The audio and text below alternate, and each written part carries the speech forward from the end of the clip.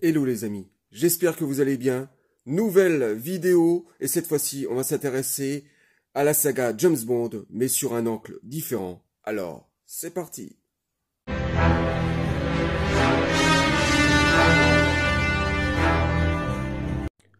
La saga James Bond, une saga emblématique qui va énormément apporter à tous les mélomanes et fans de score de musique. Alors, James Bond a 60 ans cette année, en 2022, et c'était tout à fait normal pour une saga que la musique évolue au fur et à mesure des décennies. Alors, sur une structure relativement classique, dans un premier temps, dans les années 60, dans la période Sean Connery, et à partir des années 70, une décennie très riche dans une fusion de styles, dans une décennie qui a expérimenté énormément les sons et les différents styles de musique. Et ensuite, on va revenir sur des structures beaucoup plus classiques dans la période Timothy Dalton, même avec beaucoup de fantaisie tout de même sur un des scores. Et ensuite, Pierce Brosnan, on reviendra vers le free jazz, vers quelque chose de dans une structure beaucoup plus classique dans la saga James Bond. Et Daniel Craig, on continue plus ou moins un petit peu dans l'expérimentation, mais à rester relativement classique. Commençons tout de suite par la période Sean Connery. Alors, Sean Connery, c'est là où on va inscrire les plus merveilleux, les plus extraordinaires scores des James Bond. On se souvient tous, bien sûr, de Bon baiser de Russie, de Opération Tonnerre, Goldfinger, au service secret de Sa Majesté, qui sont peut-être les meilleurs, les plus extraordinaires scores de musique de la période Sean Connery. Alors, la structure est relativement classique, c'est assez répétitif d'un film à un autre, en tout cas sur le style, pas sur la composition de ces scores qui sont juste extraordinaires. Il y a la marque de fabrique de John Barry, ce romantisme, ce côté aventurier et ce côté free jazz qui va apporter à la saga James Bond. Et maintenant, on va s'intéresser bien sûr à la période la plus fantasque, celle de Roger Moore, et là, il y a beaucoup à dire.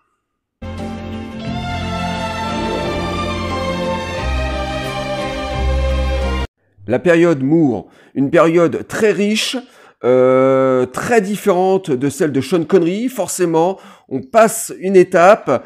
Ce sont des films qui plaisent à un plus large public. Ça va des enfants aux adultes. Avant, c'était plutôt structuré autour des hommes qui aimaient plutôt ces films d'espionnage. Mais maintenant, tout le monde s'intéresse. On a une dimension beaucoup plus nonchalante, à l'image un peu de l'acteur qui impose ça, ce côté très british, très désinvolte de Roger Moore. Et on quitte l'élément spectre de la période Sean Connery pour s'orienter vers des mégalomanes de plus en plus fantasques. On touche à des communautés différentes, de plus en plus de gadgets, beaucoup plus d'humour, beaucoup plus désinvolte dans l'ensemble. Et cette période Moore est pour moi une découverte parce que j'ai commencé la saga James Bond par L'espion qui m'aimait. Et L'espion qui m'aimait, je l'ai vu pour la première fois en 87. J'étais devant mon poste de télé, devant l'émission culte des années 70-80, Les Dossiers de l'écran. Et il passe ce formidable film tout public, L'espion qui m'aimait, peut-être le meilleur Roger Moore, avec ce film totalement lunaire, avec cette base sous-marine qui sort de l'eau. Cet homme de main requin avec ses dents d'acier, invulnérable qu'on peut pas arrêter. La Lotus, cette voiture qui se transforme en sous-marin. Pour un enfant de 12 ans, c'est juste extraordinaire. On a l'impression qu'on est devant un spectacle. On peut pas décrocher une seule seconde. Pour les enfants, c'est extraordinaire. Et à partir de là, j'ai commencé à découvrir tous les autres. Donc j'ai commencé à continuer sur la période Moore. Ensuite, un tout petit peu plus tard, les Sean Connery. Ça a été un basculement parce que je m'attendais pas à des films aussi sérieux. Et ensuite, il y a eu les Timothy Dalton. Le premier Timothy Dalton que j'étais voir au cinéma, c'était Permis de tuer en 89. Et c'était pareil. Là, c'était assez désinvolte. On était plus dans le cinéma d'action des années 90, cette fois-ci, hein, James Bond avait de nouveau évolué, c'était pas du tout la même chose, et puis mon amour de James Bond a commencé comme ça. Alors, je vais commencer par, forcément, le tout premier, Roger Moore, Vivre ou laisser mourir. Là, on casse les structures pour la toute première fois dans la saga James Bond, la structure reconnaissable, le free jazz et ce romantisme à la John Barry, et on s'intéresse bien sûr à des styles musicaux des années 70, donc plutôt funky, rock, blues rock, voilà, avec beaucoup d'instruments de guitare, de basse, voilà, donc on est dans la funky, dans la percussion, et même si je dirais l'orchestration reste assez fidèle sur certains thèmes, mais on est quand même dans des thèmes aussi assez folk, on est à la Nouvelle-Orléans, et tout ça se mélange dans cette fusion de styles, et ça reste un premier score très agréable à écouter si on aime l'expérimentation des années 70. Je poursuis bien sûr sur L'homme au pistolet d'or. Alors cette fois-ci, c'est beaucoup plus fantasque hein, dans ce score de musique. On a des thèmes folk, bien sûr, on se retrouve en Chine ou on se retrouve dans des pays asiatiques en tout cas. On se retrouve aussi aux États-Unis, donc on a un petit peu de folk de ces pays-là.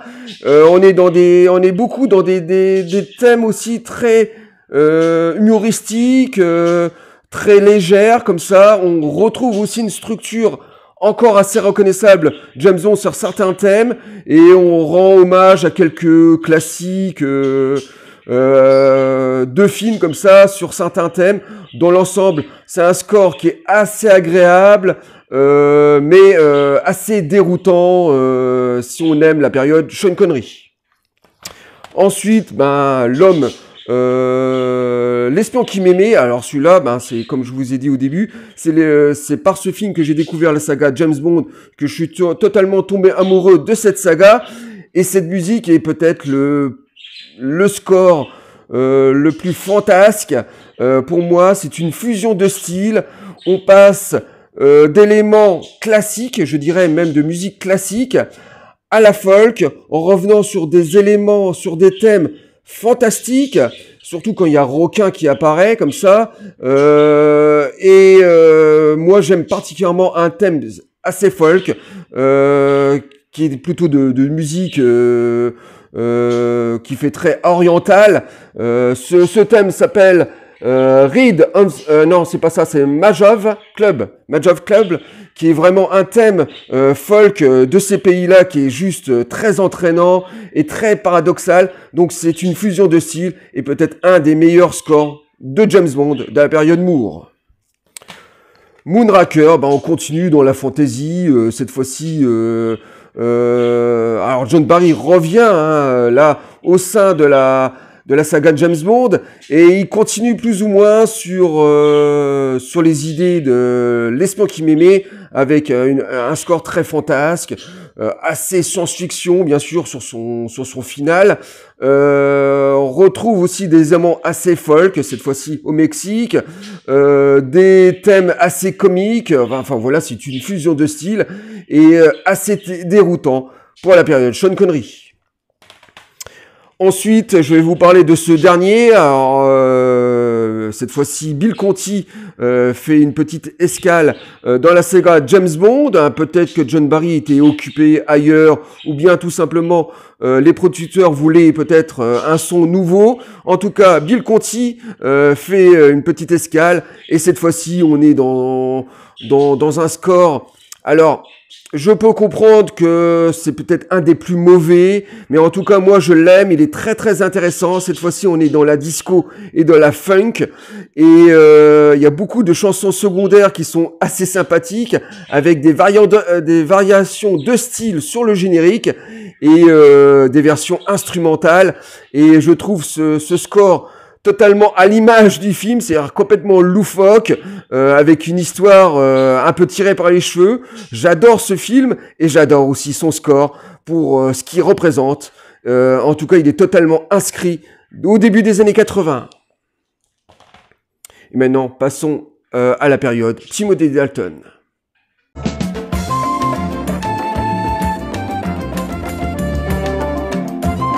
poursuivons avec la période Timothy Dalton de la fin des années 80.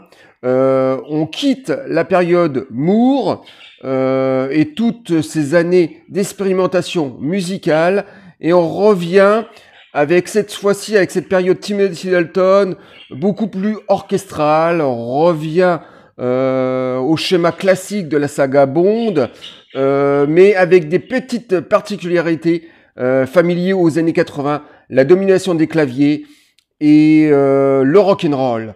Et ça va donner bien sûr naissance à ce film, Tuer n'est pas joué, peut-être pour moi un des plus beaux scores de la saga James Bond, le retour de nouveau de John Barry à la composition, mais cette fois-ci contrebalancé par la domination des claviers électroniques, du rock underground, je dirais même, plutôt britannique, des chansons secondaires qui sont juste magnifiques, interprétées par le groupe The Pretenders sur son générique de fin, et sur une chanson qui arrive en plein milieu du film, assez saturée en guitare et assez punk d'ailleurs, mais ce score est magnifiquement mis en lumière par John Barry, son romantisme est de retour, son orchestration, mais dominée par cette new wave des années 80, et bien sûr, on n'oublie pas ce magnifique générique de AA, un groupe qui avait énormément de succès dans les années 80, donc un très grand retour de John Barry. Et ensuite, j'avais racheté aussi le même album en CD dans cette magnifique collection qui était sortie il y a plus d'une vingtaine d'années de tous les James Bond. Et au sein même de cette collection, non seulement on avait la durée des vinyles d'époque, mais en plus de ça, ils nous rajoutaient énormément de bonus, des thèmes qu'on n'avait jamais entendus, donc certains CD, et on se retrouvait carrément avec le score complet sur certains James Bond, donc une magnifique collection qui est sortie il y a une vingtaine d'années. Passons au suivant avec Permis de tuer. John Barry quitte définitivement la saga James Bond après avoir composé 7 ou 8 James Bond au total, je me rappelle plus exactement, je crois 8. Et c'est Michael Kamen, donc un grand nom de la BO de film des années 80 qui va le remplacer.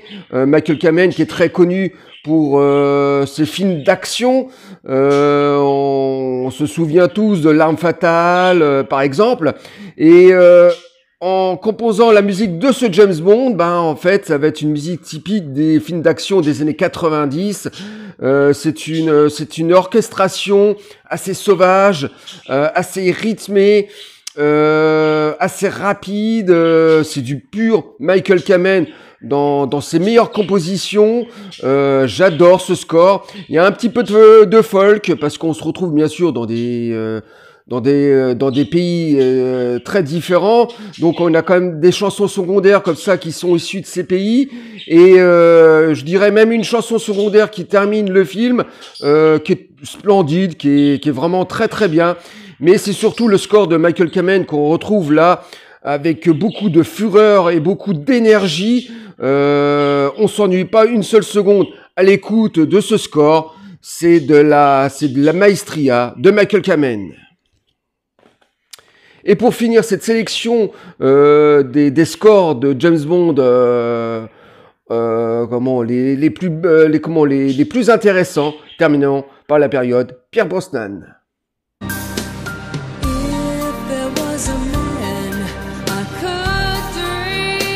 Et pour finir cette vidéo sur la sélection des scores de la saga James Bond, terminons par la période Pierce Brosnan. Après l'excellent score de Michael Kamen sur le formidable Permis de tuer, quelques années va s'écouler avant qu'on lance la production d'un nouveau James Bond. On est en 95 et sort GoldenEye. Ce paradoxe dans la saga James Bond, ce score est détesté par tous les cinéphiles et par tous les mélomanes qui aiment James Bond, tout simplement parce qu'on retrouve un compositeur contemporain issu de la scène pop pop rock. Eric Serra, qui a eu beaucoup de succès avec les premiers films de Luc Besson. On se souvient tous de ses succès comme Le Grand Bleu, Nikita, Léon, Le Cinquième Élément, Le Dernier Combat, qui sont tous des scores très intéressants si on aime le rock, si on aime la fusion de styles. Mais Eric Serra n'est pas du tout un compositeur de musique et ça se ressent. Et faut se remettre dans le contexte de l'époque. Eric Serra en 95, il a cette aura de grands artistes issus du rock. Il plaît aux Américains, surtout après le succès du Grand Bleu, de Nikita et de Léon. Donc il a sa place à Hollywood et on lui confie le score de ce nouveau James Bond, GoldenEye, et ça donne un score très paradoxal, pas du tout dans la structure habituelle de la saga James Bond. On est dans l'électro, on est dans le rock, dans la pop, dans les percussions. On est totalement dans la composition d'Eric Serra. On lui donne carte blanche pour ce score et ça va se ressentir. Pour des raisons totalement obscures, pour moi, je l'adore, surtout sur ces thèmes love qui sont extrêmement bien composés et très sentimentaux, que je trouve des thèmes ils sont tout simplement magnifiques. Et j'adore aussi sa chanson secondaire qui termine le film, qui est une pure composition Eric Serra, chantée par lui. On a l'impression d'être au milieu du Grand Bleu. Enfin bref, ce score est totalement improbable. Je peux comprendre qu'il soit détesté par tous et être apprécié par quelques-uns. En tout cas, moi, je fais partie. GoldenEye, une composition en parallèle de toute la saga. Et ensuite, je vais finir par le score d'un autre compositeur, David Arnold, qui va composer la musique de ce James Bond. Le monde ne suffit pas. Et je dirais de nouveau, on se retrouve dans une orchestration plutôt classique dans le monde, dans la saga James Bond, mais avec une petite approche différente, des remixes, de l'électro qui se mélange, et on est dans un score très énergique, très bien maîtrisé. On peut dire qu'on est dans un score de film d'action typique des années 90. David Arnold est un très bon compositeur de musique. En tout cas, il est très efficace dans ce domaine, dans ce style de film. Et ça se marie parfaitement avec la musique des James Bond. Et moi, j'aime particulièrement le thème de son pré-générique, quand James Bond se retrouve au volant de son jet ski, là, qui fait une course-poursuite sur la Tamise. Le score est juste magnifique. On se retrouve avec 7 minutes de fureur. Ça part dans toutes les directions. Il y a beaucoup de percussions, il y a beaucoup d'électro. Mais tout ça se marie parfaitement dans une orchestration maîtrisée de bout en bout. Le monde ne suffit pas. Un des plus grands scores de David Arnold.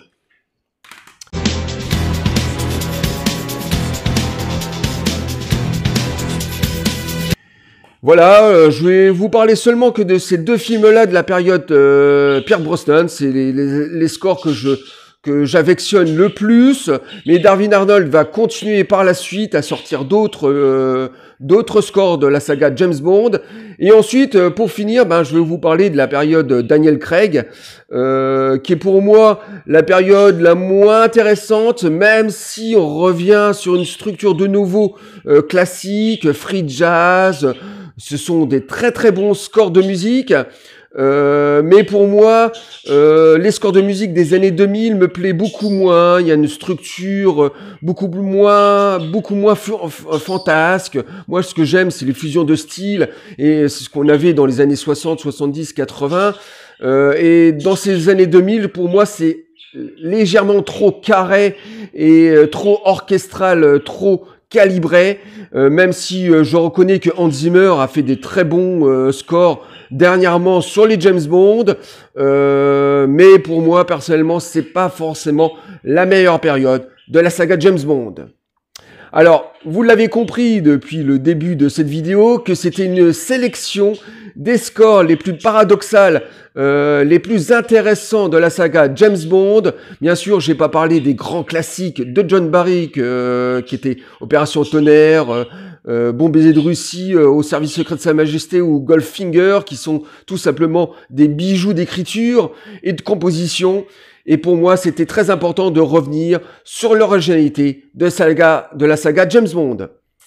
Ben voilà les amis, je vous dis à très bientôt pour une prochaine vidéo Planète Rock, score de musique ou rétrospective. Et moi, je vous dis bye, à bientôt les amis.